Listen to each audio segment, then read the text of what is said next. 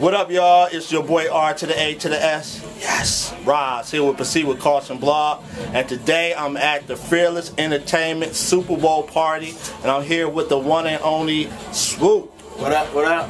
You ready for it? Yeah. You better be. Better be. All right, Swoope. Now I want to you addressed a little bit on your song with the breaks as far as people thinking that you sound like Kanye or various different rappers. So I want to hear like your side of the story. Like, is it a thing of, are you influenced by them, or you just think it's coincidence, or how do you view it? Okay, I'm here. Right here? Yeah, looking straight at. Yep. Yes, it's totally coincidence. I didn't even know who Kanye West was until people started telling me I sounded like him. No, I'm just kidding. The line on the break song is relax with the negative feedback, saying I sound like Lou West and 3 Stacks, referring to Swoope Fiasco, Kanye West, and Andre 3000. I said it on the 808's interview, and I'll say it again. If I told you that I was intentionally trying to sound like them, then, you know, I'd be lying. But if I also told you that I don't sound like them, I'd be lying. You know, I'm influenced by them. You can hear it. You know, whether we want to admit it or not, I said this on the interview as well, because of some of the things that he believes and the type of music that he makes, Kanye West changed the game musically. And I was heavily influenced, starting with College Dropout, then got hip to, you know, Swoope Fiasco. And I've been an Andre fan since way back.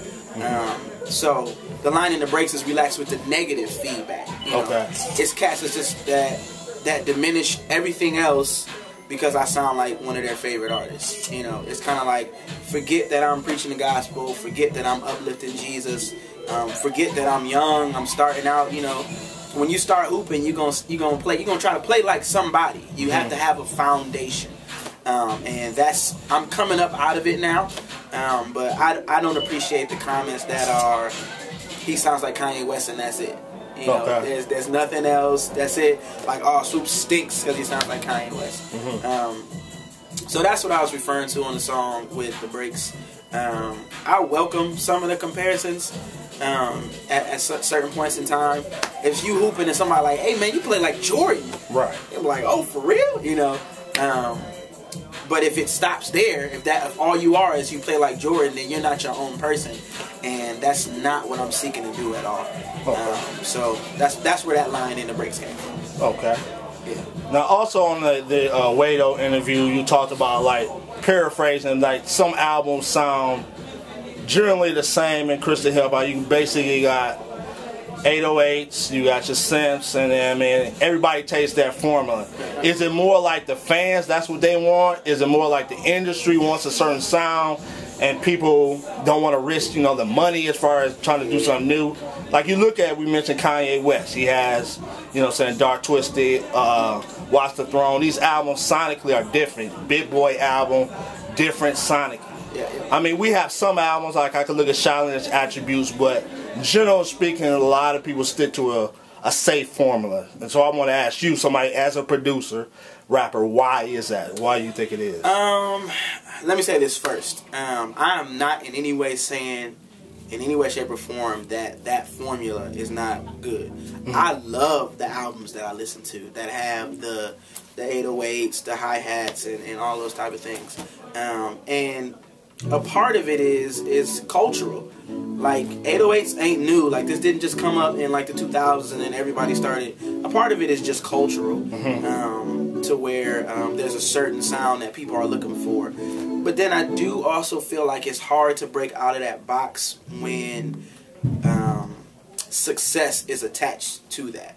Like, you know, let's say Raz made an album, you know, with 808's and synths, and it just shot up to the top of the charts. And I'm going after that same fan base, you know, because we're preaching the same gospel.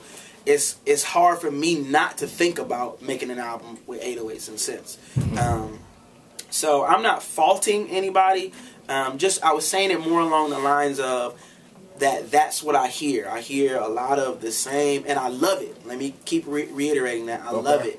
I love listening to, you know, certain record labels, albums. I'm big fans of those guys, and I'm more excited that they are reaching a level of success in preaching the gospel that is reaching the masses.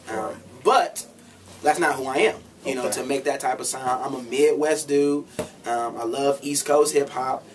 You know, so I'm going to have a more soulful, musical type of feel to my music. So that's where that came from.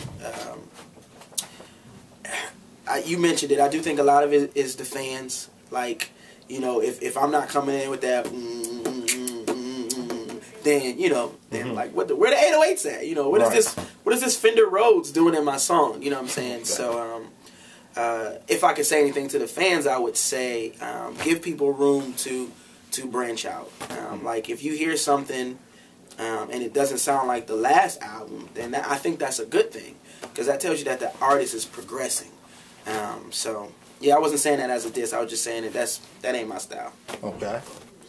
Another question I want to ask you, as far as, you know, the High Society album, it sounds like, well, at least here from show, that you guys want to reach beyond the four walls as far as High Society. Yep. So have you guys so far seen any fruit as far as beyond the four walls, beyond the church, of, you know, general hip hop, hearing the album, any responses from that? Or today will be the first time that we've actually done anything outside of after making the record.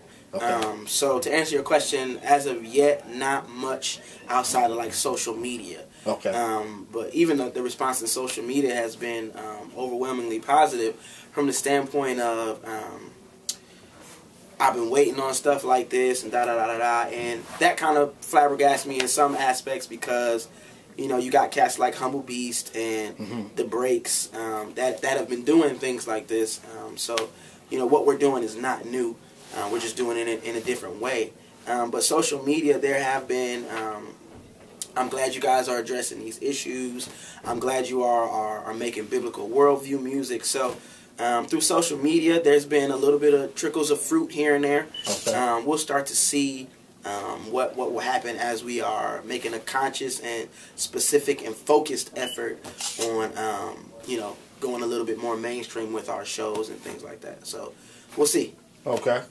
And lastly, could you like plug your album, the High Society album, and could you explain like the concept behind your album cover? Okay, behind my album cover.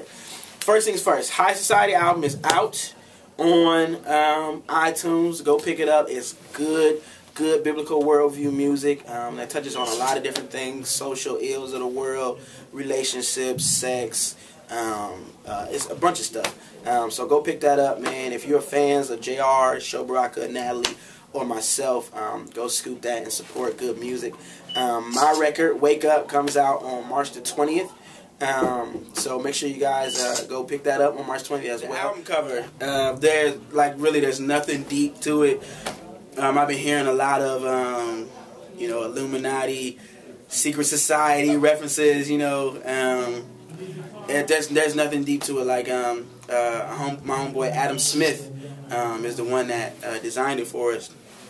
And before I even started the record, I told AT, the guy that owns my label, like, I don't want my face on the cover, just because a lot of the albums that have influenced me, Low End Theory, Midnight Marauders, stuff like that. But you're not seeing Tribe's face on them covers. It was just good art, because they were trying to articulate visually what was getting ready to happen sonically. So that's what that is. Please don't read into it, man. I love Jesus Christ. Read into that. It ain't nothing deep with the album. So yeah. All right. Well, thank you, Swoope, for this interview. This is Proceed with Caution Blog. Kobe Sutts, and I'm out. Triple. Oh!